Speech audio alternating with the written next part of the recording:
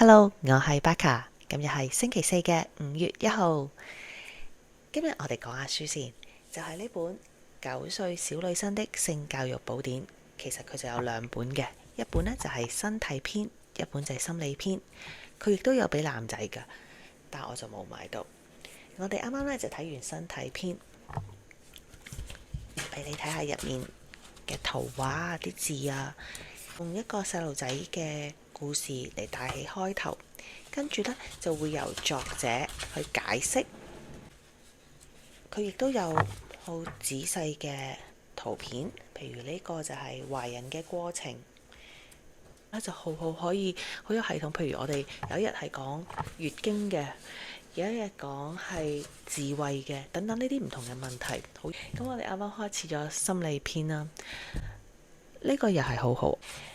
男仔女仔係咪平等啊？嗰啲話題，我哋講到呢度呢，我女女就同我分享咗一件事。佢話呢，佢睇到一個 video 啦，就係講一個男仔同女仔喺度類似係辯論咁樣咯。男仔梗係叻啲、犀利啲啦，因為所有發明家全部都係男仔嚟㗎。一齊傾究竟真係男仔叻啲啊，定係因為以前女仔冇咁嘅機會呢？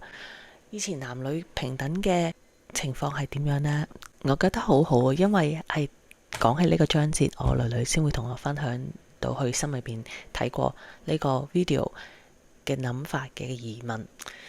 最近你又睇到啲咩好書呢？聽日再傾啦，拜拜。